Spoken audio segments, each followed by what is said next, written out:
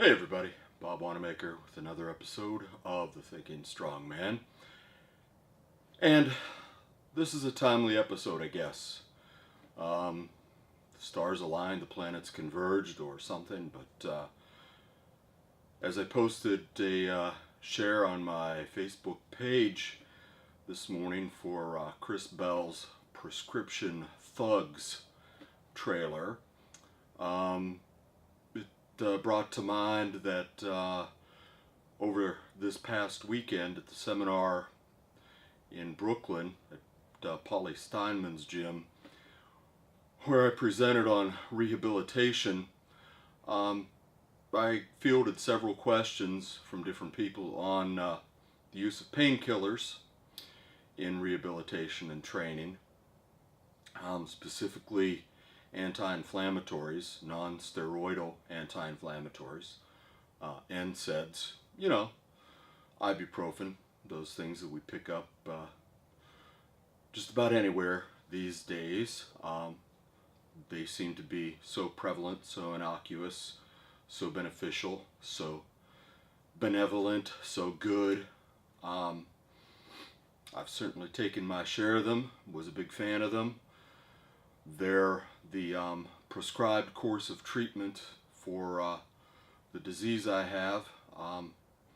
The AMA says basically, hey, start off with over-the-counter ibuprofen, then move on to stronger and stronger, and that's what you should take. And that's what I did until I started gut bleeding pretty seriously. So, little downsides like that every once in a while crop up and, have a little bit of impact in your life. Nothing like shit and blood to get your attention first thing in the morning. There's another documentary that everybody should watch called The Price of Gold, I think. It's on Vimeo. It's about the Swedish Olympic team, I think from 2004. And it takes a look at some of the NSAID use that went on there, and little things like how the use of NSAIDs enabled one athlete to ignore a fairly minor stress fracture of the tibia until the tibia completely split, and she had to have it bolted together with a nice big aluminum plate and fairly large screws. And I'm not sure that she's able to walk properly even now. It's kind of one of the big elephants in the room, is drug usage in sports. And by drug usage, I mean not only anabolic steroids, which, we all kind of know about, we all know is there. We don't ever know how prevalent it is because they're illegal. But the painkiller thing is pretty troublesome because it's legal, it's condoned, it's accepted, they're prescribed. I recall when I had a rotator cuff tendon injury. Now here I am, a very amateur athlete. I'm not, ever going to make any money from my sport. I'm not going to achieve any substantial glory from my sport. I go to one of the renowned specialists in shoulder surgery at one of the renowned clinics in Cleveland, and he looks at me and says, hey, we can give you a shot of cortisone and get you back out there right away. It won't heal you, but you can, it'll mask the pain and you can compete. Well, does that make sense? That harkens back to what I talked about in episode 5 just yesterday, that risk-reward ratio. And it harkens back to the whole concept of what we're trying to do in rehabilitation and in a structured approach to training. And that is, we're trying to control the variables. And by taking painkillers, we're introducing more variables. We don't know how our body's going to react. We don't know how our body's going to react in the short term. We don't know how our body's going to react in the long term. We don't know the side effects we're going to introduce. You talk about NSAIDs. We have a decent grasp from a scientific perspective on how NSAIDs work. But there's other drugs that we don't.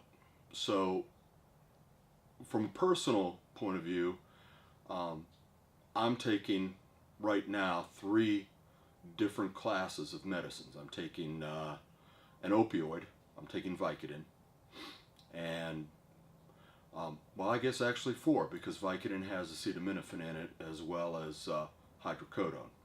So there's 2 right there. See how easy it is to lose track? So, everybody says, oh, hydrocodone, you're going to kill little babies and, whatever, kittens die whenever you take it. That's actually the least of my concerns. I react fairly well to hydrocodone. It seems to me that it's a known quantity.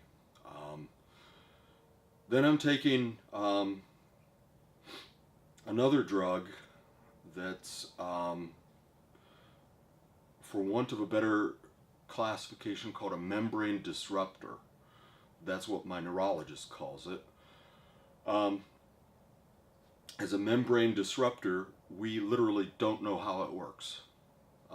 We have observed that it works in certain ways, and we think it does certain things with the central nervous system.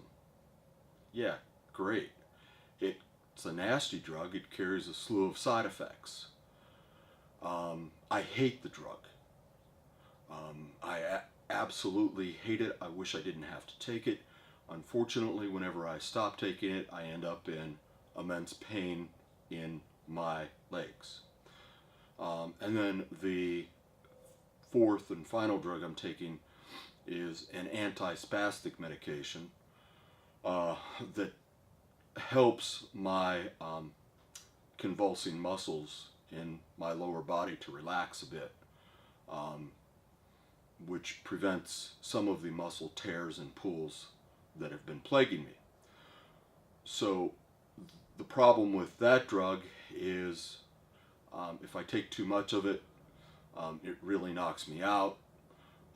There's forgetfulness, there's side effects with that. They're fairly manageable. But you start to get the picture that, you end up with an array of side effects, and you quickly get to a point where you say, well, now do I start taking more drugs to control the side effects of the initial round of drugs I'm taking to control the pain? And it's like, that's kind of silly, but at the same time, there's something to be said for the drugs. So, I guess the bottom line here is, if you have a minor injury, avoid taking drugs as long as possible, in my opinion. Don't embrace pharmacological solutions right out of the gate. Investigate chiropractic, investigate alternative medicine. I'm a big fan of art, active release technique. I'm a big fan of Graston. Those 2 things have really helped me over the years.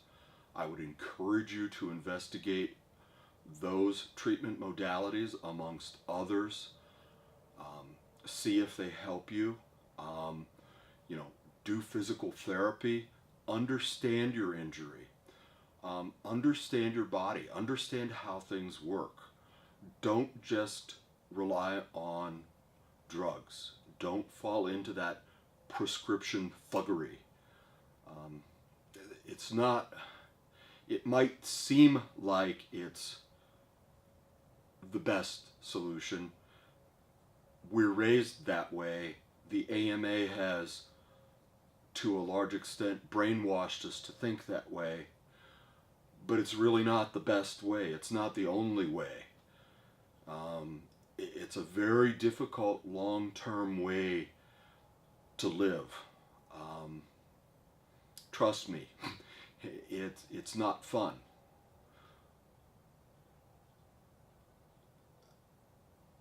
Anyhow, remember, evolution matters.